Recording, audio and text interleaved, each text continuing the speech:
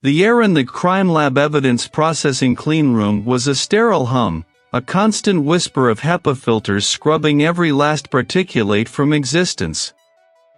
I stood at my stainless steel workstation, gloved hands resting on the cool surface, the fluorescent lights humming above reflecting off the polished steel.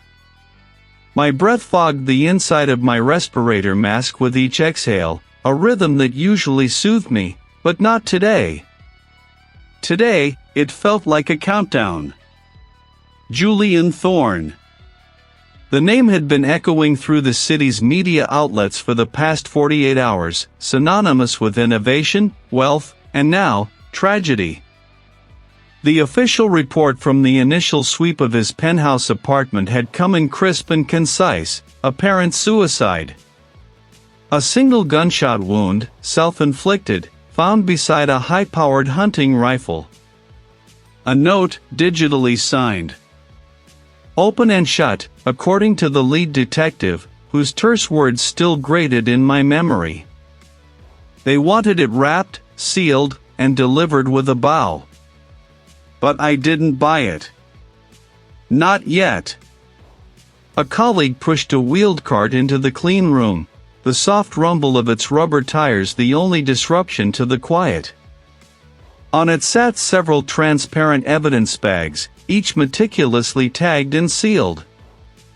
"First batch from Thorne's place, Cole," the colleague murmured, his own voice muffled by his mask.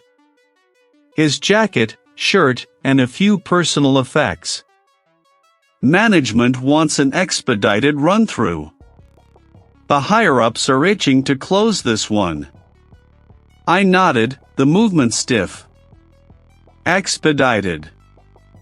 That was the polite way of saying don't dig too deep, don't make waves. I knew the drill. High-profile cases always attracted political gravity, pulling conclusions towards the path of least resistance. Suicide was tidy. Murder was messy, complicated, and potentially ruinous to reputations far beyond Thorne's own. My colleague carefully placed the evidence bags on the adjacent workstation, then retreated, leaving me alone with the silent testimony of a dead man. I approached the cart, my gaze already sweeping over the contents. Thorne's bespoke silk jacket, a dark, rich charcoal, lay folded in one bag. His white dress shirt, stiff with dried blood, occupied another.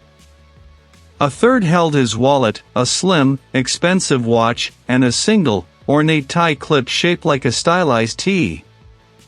I started with the jacket. Carefully, I cut open the evidence bag with sterile shears, pulling on a fresh pair of nitrile gloves over my existing ones. The jacket itself felt heavy, the fabric still holding a faint, expensive scent. I laid it flat on the pristine white examination paper, angling a high-intensity lamp over it. The official story claimed Thorne had been alone. He'd reportedly shot himself while wearing this jacket, or at least it had been found near his body. My eyes methodically tracked every seam, every fold. There was blood, certainly, a spray pattern on the left shoulder and collar that was consistent with a close-range, high-velocity impact. But something felt off. The spatter seemed too neat, too contained, almost as if the jacket had been positioned after the event, or at a specific angle that didn't quite align with the trajectory implied by the wound location. I moved closer, inspecting the individual droplets. They were mostly satellite spatter, small and uniform, emanating from a central point. But a few, larger drops seemed out of place, slightly smeared. Not a clean, ballistic pattern.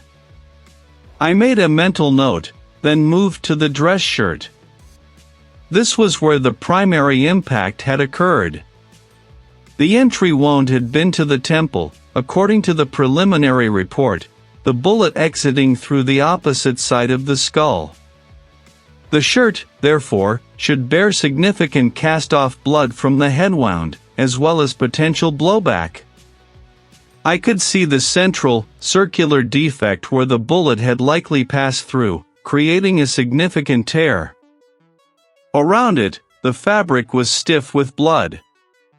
My gaze traced the pattern, looking for directionality, for any anomaly. And there it was. Not on the main bloodstain, but on the cuff of the right sleeve. A faint, almost imperceptible smudge, a dull, metallic sheen that wasn't blood. It looked like graphite. My breath hitched. Graphite. Why would there be graphite on Julian Thorne's shirt cuff? He was a tech CEO, surrounded by touchscreens and polished surfaces, not pencils or industrial machinery. The smudge was small, less than a centimeter, but its presence sparked a flicker of doubt into a roaring fire in my mind. It was a transfer, certainly, but from what? And more importantly, when? I carefully documented the finding, taking macro photographs, marking the exact location. This wasn't a detail the initial sweep would have caught, focused as they were on the obvious blood and the weapon. This was the kind of detail that only emerged under a microscope, under the patient scrutiny of someone unwilling to accept the easy answer. The lead detective's voice, rough with impatience, echoed in my head again, "Suicide, Cole. Simple as that. Don't overthink it." But the graphite on Thorne's cuff was shouting. A man who kills himself doesn't typically leave behind trace evidence of an unknown, foreign material on his person, especially not in a way that suggests a struggle or contact with an external object just before or during the act. Unless, of course, he wasn't alone. Unless, of course, it wasn't suicide at all. My focus sharpened, the fatigue in my shoulders melting away. The sterile air of the clean room now felt charged, electric. This wasn't just about Julian Thorne anymore. This was about the truth, buried under a mountain of convenient assumptions. And I had a feeling this tiny smudge of graphite was just the first chip off the facade.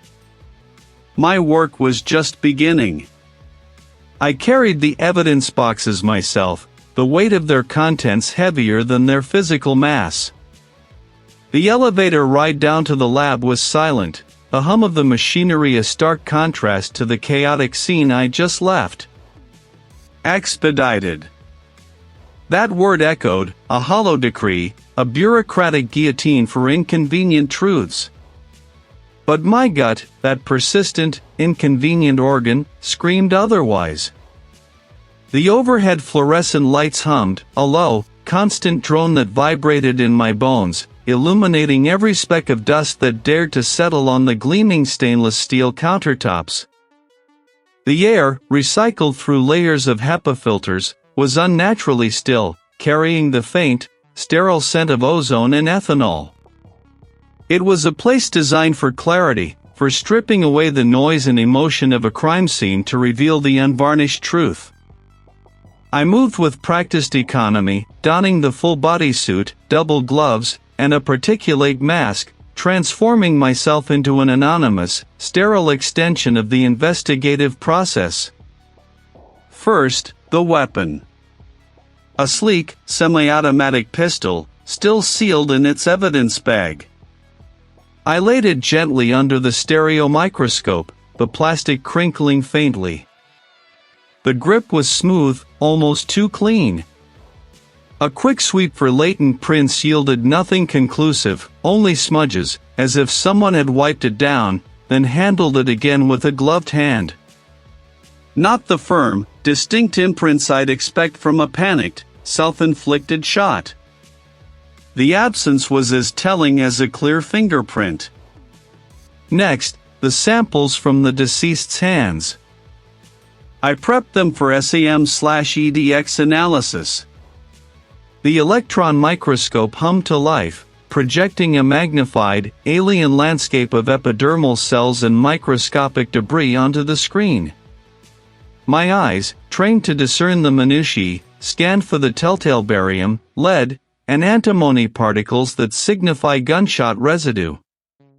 They were present, certainly, but their distribution screamed anomaly.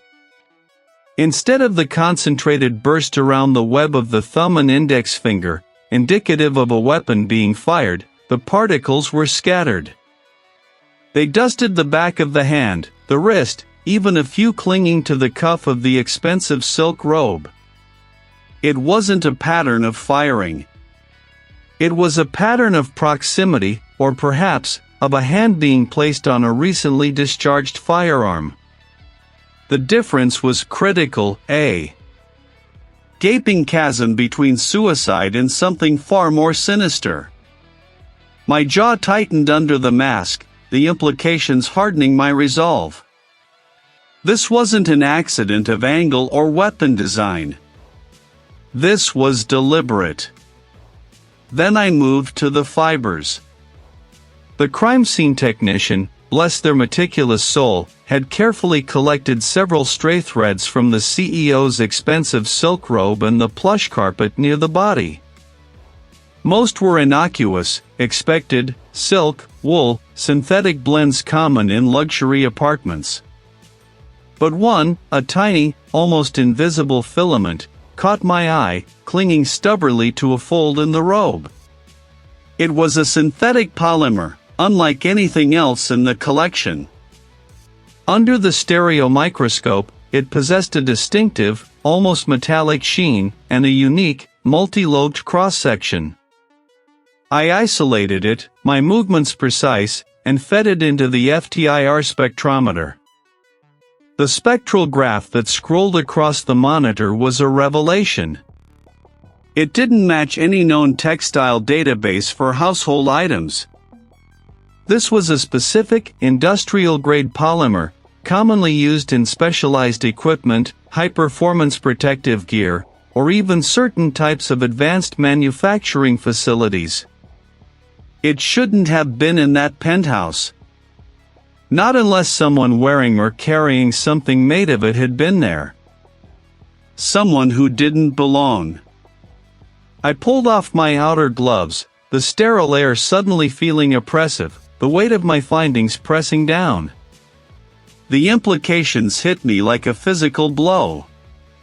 This wasn't just a staged suicide, it was a meticulously executed operation, leaving behind a signature only a painstaking forensic examination would catch. The expedited conclusion from the higher-ups nodded me, a blunt instrument trying to bludgeon the truth into submission. But I couldn't unsee what the evidence revealed. My professional integrity demanded I push back, no matter the political cost. I walked to the secure evidence locker, retrieved the preliminary report, and highlighted my findings. Then, I called the lead detective, a gruff veteran named Miller. His voice, when he answered, was laced with impatience. "Cole? Anything new? We're already drafting the final report. Suicide, clear-cut." "Detective," I said, my voice steady despite the adrenaline coursing through me. "It's not clear-cut. The GSR pattern on the deceased's hand is inconsistent with a self-inflicted gunshot. It suggests proximity to a discharge, not direct firing." And I found a synthetic fiber. A very specific, industrial-grade polymer, not found in any domestic database. It doesn't belong in that apartment, and it doesn't match anything the CEO owned. A beat of silence stretched, heavy and taut, across the line. Then, a sigh that sounded like sandpaper. "Cole, we're talking about a tech mogul. The pressure from the commissioner's office is immense. We can't afford to chase ghosts. Are you absolutely certain about this, Chen?" "I am," I affirmed, my gaze fixed on the printout of the fiber's spectrum, the undeniable lines and peaks a testament to its unique composition. The evidence is here, in the lab. It's undeniable. And it directly contradicts the suicide theory. Another pause, longer this time, filled with the static hum of the line and the implied weight of bureaucratic resistance. "All right," the detective finally conceded, his tone grudging, laced with a familiar weariness. "Bring your findings. I'll meet you in the briefing room in 15. But if this is a wild goose chase, Chen, you're going to have a lot of explaining to do. And I mean a lot. The threat hung in the air, sharp and clear, but it didn't deter me. Instead, it solidified my resolve. I meticulously documented every detail, printed the spectral analysis, and prepared the magnified images of the GSR distribution. The official narrative, neat and expedient, was crumbling, piece by painstaking piece, under the weight of objective truth.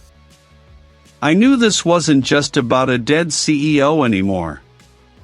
It was about who had the power and the precision to make a murder look like suicide, and why. And that, I realized, was a much larger, more dangerous game than I had initially imagined. I had just pulled a thread, and it felt like the entire corporate empire was about to unravel. The air, scrubbed of every stray particle, felt thin, cold, despite the warmth of the halogen lamps illuminating my workspace. On the stainless steel table before me lay the culmination of days spent battling skepticism and veiled threats. The threat still echoed in my mind, "You dig any deeper, Cole, you'll regret it," but it only sharpened my focus. Regret would be not seeing this through. I arranged the evidence meticulously, the magnified images of the gunshot residue pattern, the spectral analysis printouts, the 3D ballistic trajectory models, and, finally, the encrypted tablet, now displaying its damning contents. The lead detective stood across from me, his arms crossed, face a familiar mask of weary suspicion. Beside him, the corporate lawyer, sleek and unreadable, watched my every move, his presence a silent reminder of the power dynamics at play. Another figure, the corporate security chief, leaned against a counter near the doorway, his posture casual, yet his eyes never left me. "We're here, Chen," the lead detective said, his voice flat. "Show us what you've got. But make it quick. We've got a mountain of paperwork to close out this suicide." I met his gaze, my own resolve firm. "With all due respect, detective, this isn't a suicide." I tapped the first image on the large display screen.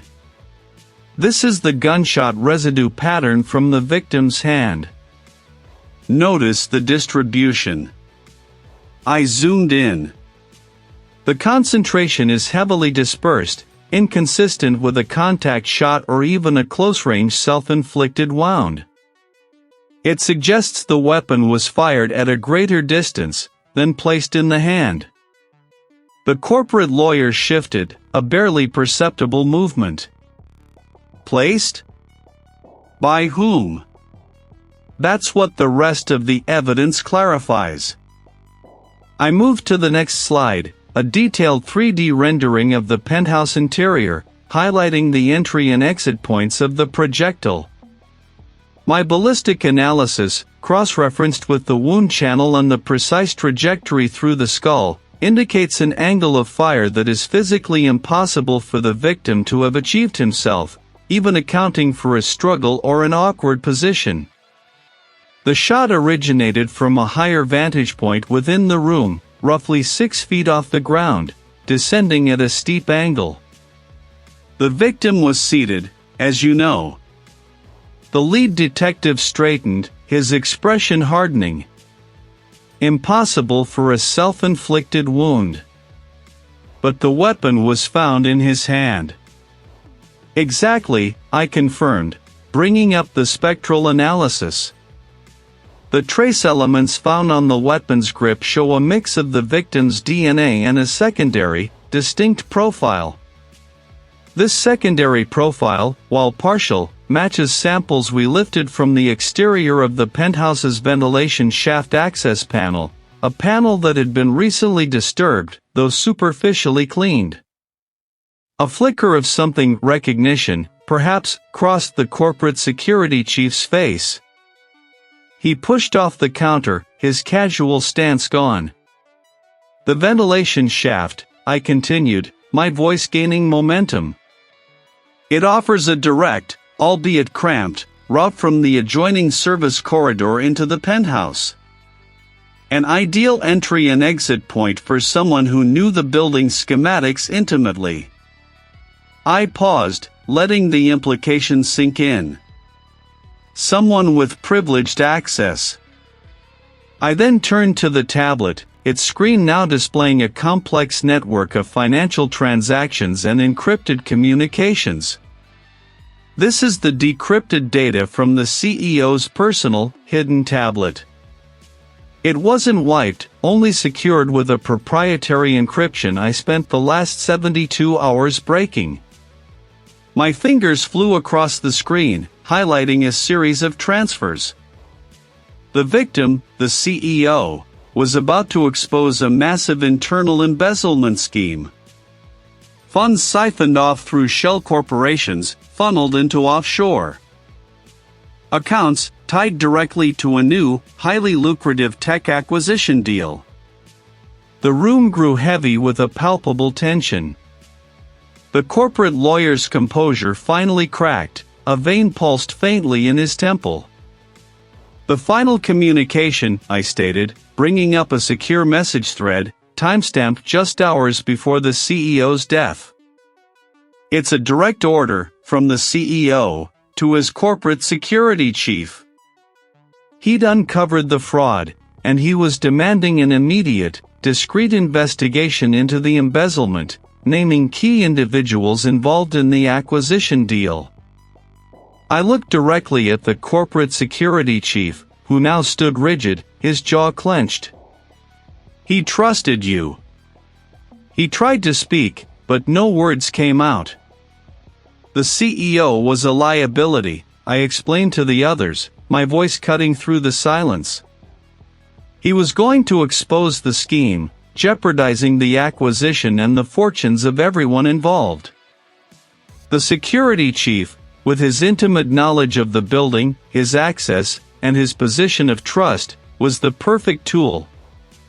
He staged the suicide to cover the murder, making it look like the CEO buckled under the pressure of his own impending financial scandal, a scandal he was actually trying to uncover. The lead detective stepped forward, his eyes fixed on the security chief.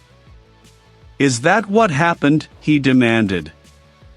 The corporate security chief's facade crumbled.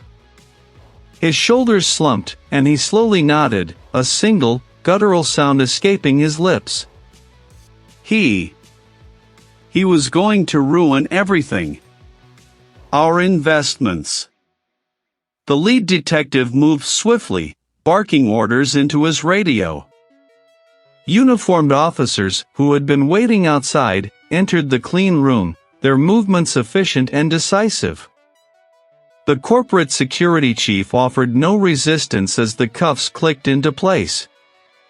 The corporate lawyer, pale and shaken, began making calls, his voice low and urgent, undoubtedly scrambling to contain the fallout. The quiet hum of the filters returned to dominate the room, but now it sounded different, less sterile, more like the distant echoes of a truth finally unearthed. I watched the security chief being led away, the weight of the conspiracy finally lifted, yet replaced by the grim reality of betrayal and greed. The initial narrative, so neat and expedient, had been nothing more than a carefully constructed lie. My job was done. The truth, ugly and complex, had been revealed, piece by painstakingly gathered piece. It was never about regret, it was always about what was right.